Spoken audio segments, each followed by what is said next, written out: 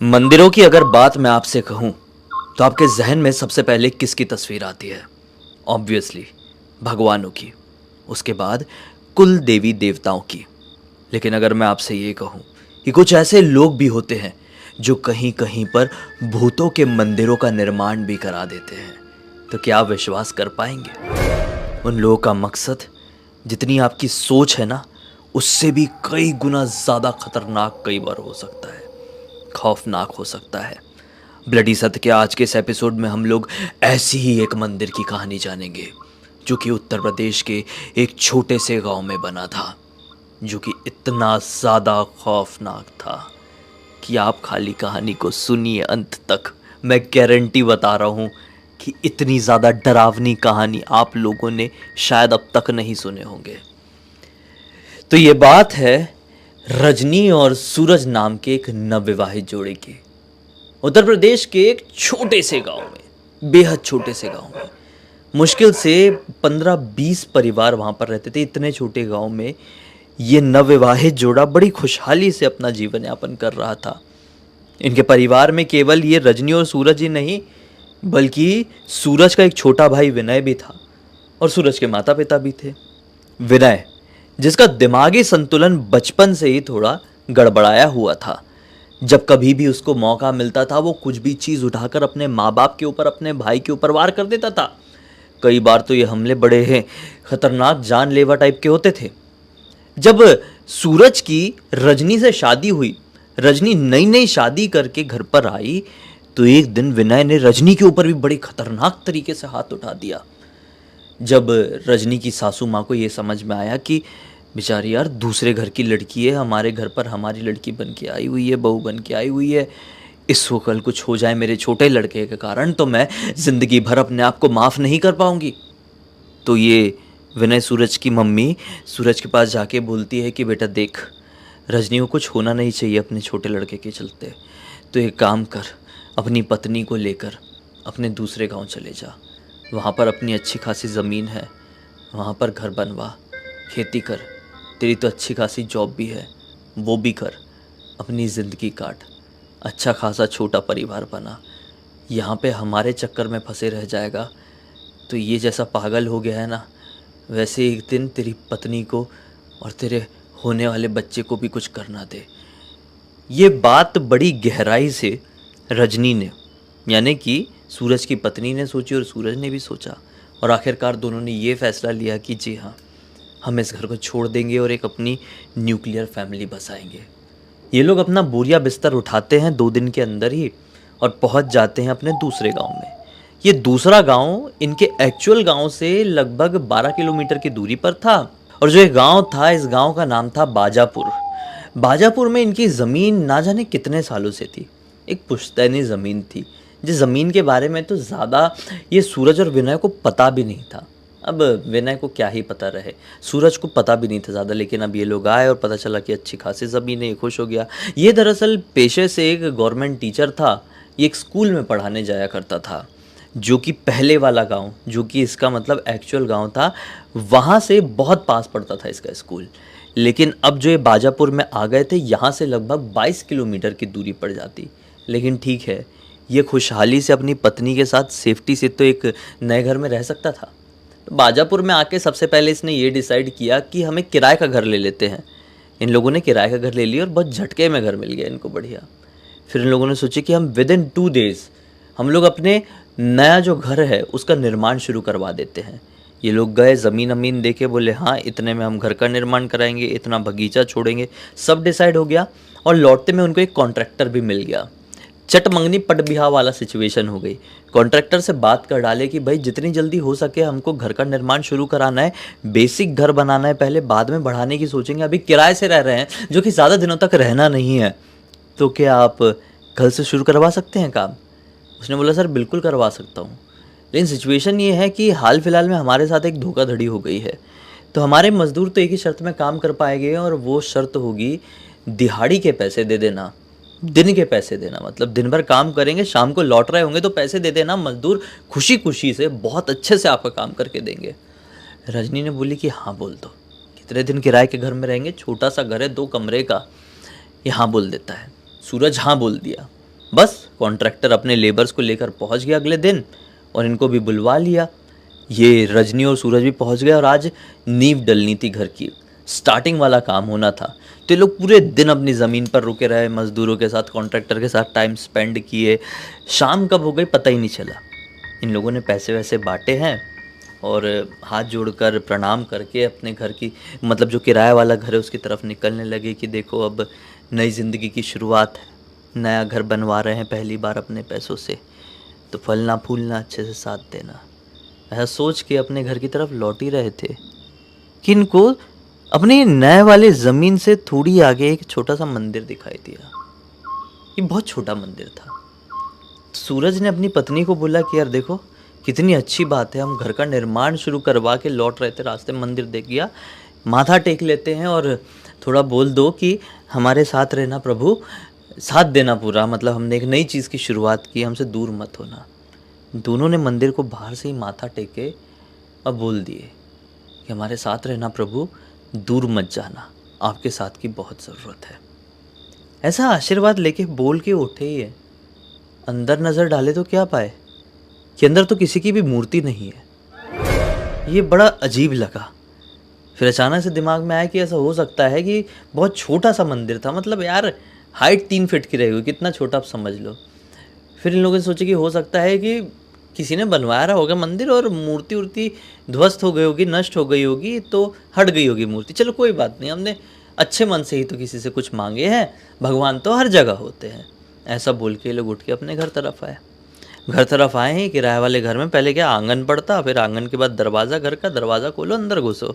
तो आंगन में बाहर बाल्टी में पानी रखा हुआ था, तो सूरज की आदत थी कि घर घुसने से पहले वो अपनी बाल्टी पानी से पैर धो लेता था।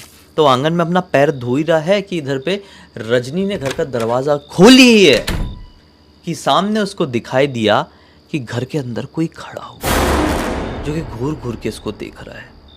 अब देखो रात का वक्त हो चुका था, अंधेरा था और अंधेरे में घर के अंदर कोई खड़ा हुआ था। तो देख के अचानक से चौकी पीछे हटी, तो बाहर पैर धो रहे सूरज ने बोला क्या हो गया रजनी, क्यों डर रही हो? बोले कि देखिए ना अंदर कोई खड़ा हुआ है घर पे। ये हड़बड़ाते हुए आया, बोले दरवाज़ा बंद था, कौन ऐसा अंदर घुस गया?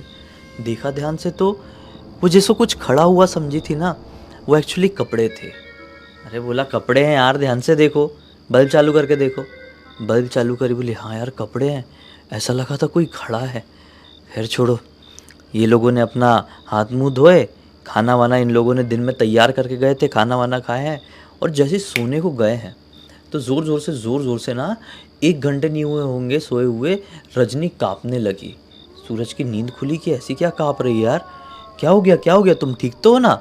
रजनी बोली पता नहीं, बहुत ज़्यादा ठंड लग रही है और मैं जब भी मतलब आँख बंद कर रही हूँ तो ऐसा लग रहा है कि मेरे बाजू में आके कोई लेटा हुआ है, मुझे ना बहुत डर लग रहा है। ये बोलता है कि तुम्हारे बाजू में तो मैं ही लेटा हुआ हूँ यार, कैसी बात कर रहे हो, तुमको बुखार सर पे चढ़ गया है क्या? ये बोली नहीं, आप तो इस तरफ लेटे हुए ना, मुझे ऐसा लग रहा है कि मेरे इस तरफ भी कोई लेटा हुआ है। ये बोलता है 1 मिनट, तुम रिलैक्स होके दवाई खाओ, सो, सब ठीक हो जाएगा, ऐसा कुछ भी नहीं है, तुम्हारी गलतफहमी है। इसको दवाई ववाई दी और सो गए। सुबह बुखार उखार सब टन ठीक। अब स्कूल भी तो जाना है। ये नौकरी चाकरी वाला आदमी 1 दिन की छुट्टी ले लिया क्योंकि आज घर की नींव डलनी थी, अब आज तो स्कूल जाना होगा ना भाई। तो ये बोला कि मैं स्कूल के लिए निकल रहा हूँ, लौट जाऊँगा, फिर हम लोग पैसे देने के लिए चलेंगे मज़दूर को, लेकिन अगर बाय चांस मैं लेट हो गया तो तुम चले जाना, पैसे दे के आ जाना। तो ये स्कूल गया है और ये लेट हो गया, आज ये लेट हो गया लिटरली। ये जब घर पहुंचा है तो क्या देखा कि रजनी नहीं है, ये समझ गया पैसे देने गई ही होगी। लेकिन साला पैसे देने में कितना टाइम लगेगा? 7 बजे गई हुई थी रजनी, कितना टाइम लगेगा? आधे घंटे। 8:30 बज गए, रजनी आई नहीं। और जो ये किराए वाला घर था, वहाँ से इनका जो अंडर कंस्ट्रक्शन वाला घर है, वो मुश्किल से 5 मिनट के वॉकिंग डिस्टेंस पे। 1.5 घंटा क्यों लगा? इसके मन में घबराहट हुई क्योंकि गांव, स्ट्रीट लाइट भी नहीं, कुछ नहीं। तो ये घर से निकला उसको देखने के लिए, और जैसे ही वो उस पॉइंट तक पहुंचा जिस पॉइंट में वो मंदिर था, तो नज़ारा देख के चौंक गया कि उसकी पत्नी उस मंदिर के सामने हाथ जोड़ के बैठी हुई है। घना अंधेरा है पूरे इलाके में, एक स्ट्रीट लाइट नहीं, एक काला कुत्ता नहीं पूरे इलाके में, लेकिन ये उस खाली मंदिर के सामने हाथ जोड़ के बैठी हुई है। बोला कि रजनी क्या कर रही हो भाई तुम? ये मंदिर में कोई भगवान नहीं है, हमने कल क्लियर किए थे ना देख के, ऐसा हाथ जोड़ के क्यों बैठी हो? बोलते ऐसा नहीं बोलते हैं, अच्छा नहीं लगेगा उनको। ये बोलता है क्या बकवास कर रही हो?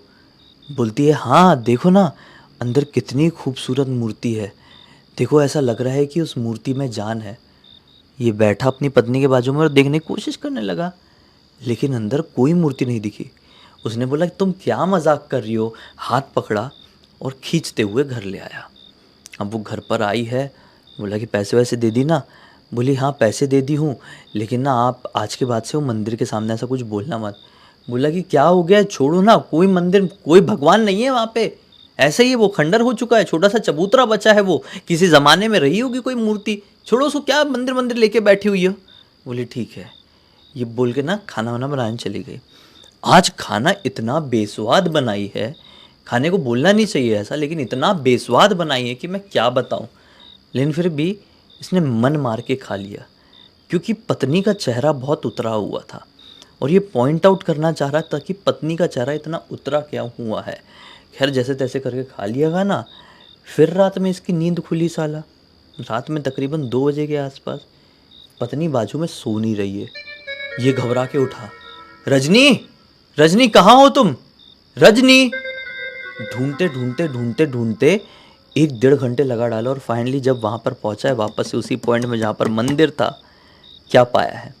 मंदिर के सामने फिर ऐसी हाथ जोड़ के बैठी हुई हो, जोर से चिल्लाया, रजनी आधी रात गए तुम इस मंदिर के सामने बैठ के क्या कर रही हो? चबूतरे के सामने पत्थर के, चलो घर पे। चिल्ला दिया, लेकिन थोड़ा फिर गिल्ट फील हुआ कि मैंने क्यों चिल्लाया। और पत्नी ने वहां पे रो दी, टप टप टप टप आंसू टपकने लगे। ये ज़्यादा बात नहीं किया, खींचते हुए पत्नी को घर पे लेके आया और सुला दिया, खुद सो गया।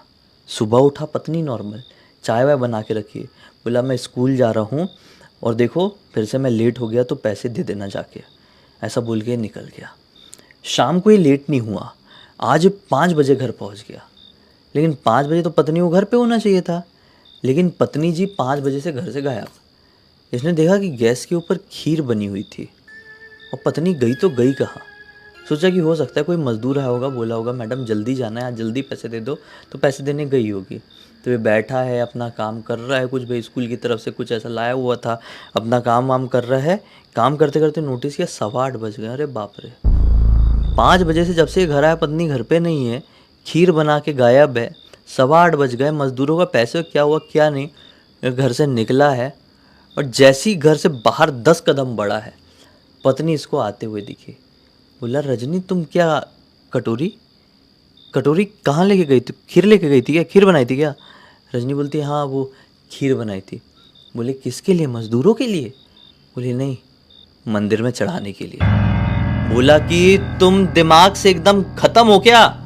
तुमको समझ में नहीं आ रहा है उस मंदिर के अंदर कुछ नहीं है? कुछ नहीं क्या मंदिर मंदिर, अरे पागल पत्थर है वो, चलो अंदर सीधे से। खींचते हुए ले गया। ये फिर टप टप टप टप टप टप रोने लगी यार। ये घर जैसी पहुंचे ना दूसरे कमरे में, झटके से दरवाजा बंद करिए और फिर दहाड़े मार मार के रोने लगी। अब इसको भी गुस्सा थोड़ा बाहर से, तो ये भी गुस्सा तो बाहर वाले कमरे में बैठे रहा, वो अंदर दहाड़े मार मार के रो रही है। रोते रोते अचानक से अपना रोना बंद करिए और कुछ तो फंड करके एकदम मारी दरवाजे में अंदर से, पता नहीं क्या मारी है दरवाजे में फेंक के। इसने देख नहीं पाया, सामने वाले कमरे में बैठा हुआ, अंदर वाले कमरे में मारी इसने। ये उठ के गया, रजनी क्या मारी तुमने? ठक ठक ठोक रहा है, लेकिन ठोकते ठोकते इसने नोटिस किया कि अंदर से भी कुछ ठोकने की आवाज़ आ रही है, ढंग ढंग ढंग। ये बोला रजनी क्या ठोक रही हो तुम? रजनी ठीक तो हो तुम? दरवाज़ा खटखटाने लगे, लेकिन वो ठोकने की आवाज़ और जोर जोर से आने लगी और साथ में सिसकियों की भी, ठंग ठंग ठंग ऐसी आवाज़। तो इसने बोला कुछ गड़बड़ है क्या? मतलब जोर जोर से लाते मार के दरवाजे की कुंडी तोड़ दिया। जैसे कुंडी तोड़ के अंदर घुसा है तो क्या पाया कि जो पत्नी है ना, उसका पूरा सर खून से लत पत, जमीन में खून, वो दीवार में सर पीट रही थी, उसकी खट खट खट मारने की आवाज थी। ये बाप रे, अपनी पत्नी का सिर कंट्रोल करते हुए बाहर लेकर गया। वो जोर जोर से चिल्लाने लगी आंख पलटा के, मुझे उससे कोई दूर नहीं कर सकता, कोई दूर नहीं करेगा, मैं सबको खत्म करके रख दूंगी, सबको मार डालूंगी। ये उसको संभालते हुए बाहर ले गया कि बाहर सिर विर धुलाऊंगा। उसके चिल्लाने की आवाज़ से आस पड़ोस के लोग बाहर आ गए। एक बुजुर्ग आया, बोला कि अरे भाई, तुम्हारी पत्नी को बाहर ही हवा लग गई है, रुको मैं अपने लड़के को बुला के लेके आता हूँ। वो लड़के को बुला के लेके आया। लड़का आया 4 व्हीलर से, बोला जल्दी बैठो, पत्नी को बचाना है। तो पत्नी को डाला इसने 4 व्हीलर में, ये भी बैठा। वो सामने वाला आदमी भाई इतना अच्छा, उसको जानते नहीं, उसका नाम नहीं पता, लेकिन वो गाड़ी एकदम तेज़ भगा के, लिटरली यार इतनी तेज़ भगा के पता नहीं एक जंगल में लेके गया। वहाँ पे देवी माँ का एक छोटा सा मंदिर, मंदिर के बाजू में एक कुटिया, कुटिया में एक साधु बाबा, उम्र लगभग 90 साल। साधु बाबा जल्दी दरवाजा खोलो। साधु बाबा की लग गई थी नींद, जल्दी सो जाते भाई साधु लोग, सुबह जल्दी उठ जाते। बाबा ने जैसे देखे इसको, बोले नहीं नहीं नहीं, इसको लेके जाओ, माता रानी के चरणों में डाल दो। इसकी जान अगर माता रानी का आशीर्वाद होगा तो ही बच पाएगी, मैं कुछ नहीं कर सकता, माफ करो, बोल के कुटिया का दरवाजा बंद। ये दोनों एक दूसरे का मुंह देखते रह गए। यहाँ पे उसको कंट्रोल भी कर रहे हैं, बोले चलो मंदिर के अंदर जल्दी। माता रानी के सामने जैसे ले जाके बिठा ले मंदिर में ना, अरे बाप रे, वो ऐसे उग्र हुई, ऐसी चीखी और फिर पूरी अकड़ के बेहोश वहीं पे, पूरा मतलब बॉडी कंट्रोल पूरा खो दी। ये समझ गया, तुरंत समझ गया सूरज कि मेरी पत्नी को कोई बाहरी हवा लग गई है। उसे चीखने की आवाज़ शांत हुई। साधु बाबा ने कुटिया का दरवाज़ा खोले, आए और देखे, क्लियर बोल दिए, ये वही है। सूरज बोला कौन वही है, आप जानते हो क्या? बोले हाँ, ये बात है जब मैं 10 साल का हुआ करता था, आज से लगभग 80 साल पहले की। मेरे पिताजी ने ये मामले को बहुत कंट्रोल किए थे। हुआ कुछ ऐसा था, बाजापुर गांव में एक बाहर की औरत आई हुई थी, अगर मैं गलत नहीं हूं तो सुगामी नाम था, कहीं बाहर की ही रहने वाली थी। उससे उसके पति, उसके माँ बाप, उसके बच्चों के बारे में पूछो तो सबको लेकर यही कहती थी कि मर गए। हर टाइम घर के अंदर रहती थी, अपनी पूजा पाठ में व्यस्त। गांव के लोग समझते थे कि कितनी अच्छी औरत है, इतनी बड़ी घर पे ट्रेजेडी हो गई है, सबकी मौत हो गई, लेकिन भगवान से विश्वास नहीं उठा। एक दिन की बात है, अमावस्या की रात थी। मेरे पिताजी कोई शहर गए हुए थे किसी काम से, लौट रहे थे आधी रात को। बीच जंगल में देखे कि वो औरत नरकंकाल के साथ बीच जंगल में ऐसी साधना कर रही है, ऐसी घोर साधना कर रही है जो इतनी खतरनाक होती है जिसे नॉर्मल लोग कभी संभाल नहीं सकते, कर ही नहीं सकते। मेरे पिताजी समझ गए कि वो औरत कोई भगवान की पूजा नहीं करती थी, वो औरत भूतों की पूजा करती थी, शैतान की। मेरे पिताजी ने अगला दिन निकलते से ही गांव के हर एक व्यक्ति को बता डाली पूरी बात। गांव के लोग समझ गए, पुजारी जी ने बोले हैं तो पक्का वो कोई चुड़ैल है, भूतों की पूजा करती है, शैतान की पूजा करती है। सब उससे दूरी बनाने लगे। कुछ ही दिन बाद लोगों ने नोटिस किया कि वो औरत तो जंगल वाले एक हिस्से में एक छोटे से मंदिर का निर्माण की है। रातों रात उसने खुद ही हाथ से कर डाली, छोटा सा तो मंदिर था। और अगले दिन उसने रात के समय ही वहाँ पे एक मूर्ति की स्थापना करी है जो कि बहुत खतरनाक थी। मेरे पिताजी उस मूर्ति को देख के समझ गए कि ये शैतान की, ये भूत की मूर्ति है। वो औरत रोज आती, वहाँ पर पूजा करती। किसी की भी हिम्मत नहीं थी कि उसको वहाँ पर साधना करने से कोई रोक दे। सब डरते थे ना कि उनके ऊपर कोई काला जादू कर दी तो क्या होगा, उनके बाल बच्चों का, बूढ़े माँ बाप का, पत्नी का, पति का। इसलिए कोई उसको कुछ नहीं बोला। काफ़ी दिनों तक वो वहाँ पर रही, किसी को कुछ हार्म तो नहीं की।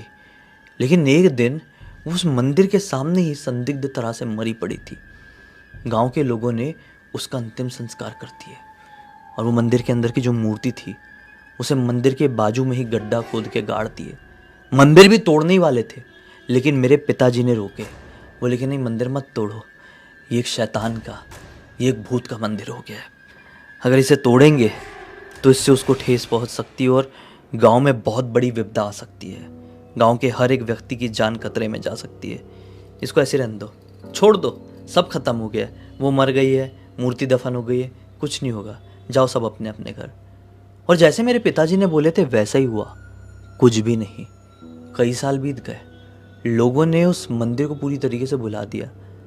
फिर शायद आप लोग आए, उस मंदिर के सामने खड़े होकर प्रार्थना कर दी कि हमारे साथ ही रहना, चाहे जो कुछ हो जाए हमारा साथ देना। ये कहकर तुमने उस मंदिर के शैतान को चका दिए, अपने पास आमंत्रित कर दिए। वो शैतान तुम्हारे पास आ गया, खासकर तुम्हारी पत्नी के पास। औरत है ना, खूबसूरत है। शैतान, भूत, पिशाच, राक्षस खूबसूरत स्त्रियों से बहुत जल्दी अट्रैक्ट होते हैं। आ गया है तुम्हारी पत्नी के पास।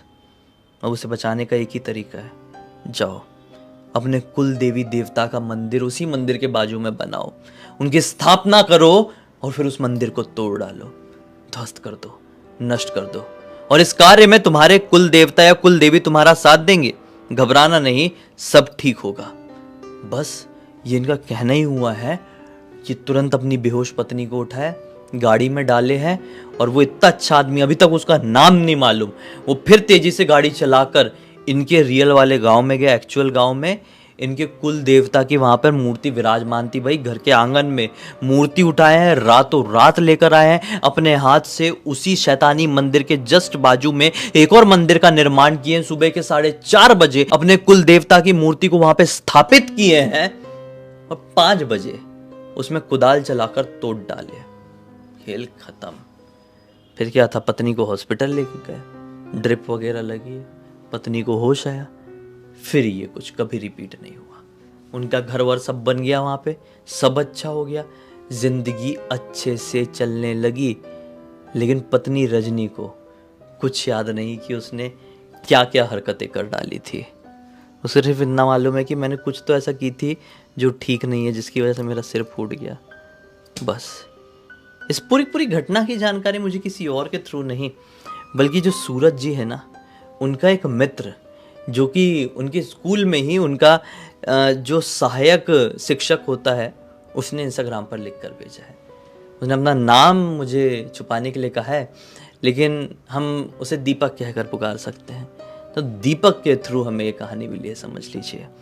उम्मीद करता हूँ कि आज की इस कहानी के ज़रिए, इस घटना के ज़रिए आप लोगों को एक बहुत बड़ी सीख मिली होगी। इसी बात पे अब तक इस वीडियो को देख लिए तो लाइक ज़रूर कर देना, चैनल को सब्सक्राइब करके बेल आइकन दबा के ऑल के ऑप्शन में क्लिक करना, क्योंकि इसी तरह के हैरान कर देने वाले खौफनाक वीडियोस डेली आप लोगों के सामने लेके आते रहते हैं। इंस्टाग्राम की लिंक इस वीडियो के डिस्क्रिप्शन बॉक्स में मिल जाए, क्लिक करके डायरेक्टली वहाँ पर पहुंच जाना। इसी तरह की कोई भी कहानी, टॉपिक या जानकारी आप लोग के पास भी है तो लिंक भेजना ना, हो सकता है मेरा अगला वीडियो कल आपके हिसाब से बन रहा हो। तो चलिए कल फिर से मिलता हूँ, तब तक के लिए बहुत बहुत धन्यवाद। आपका दिन शुभ हो।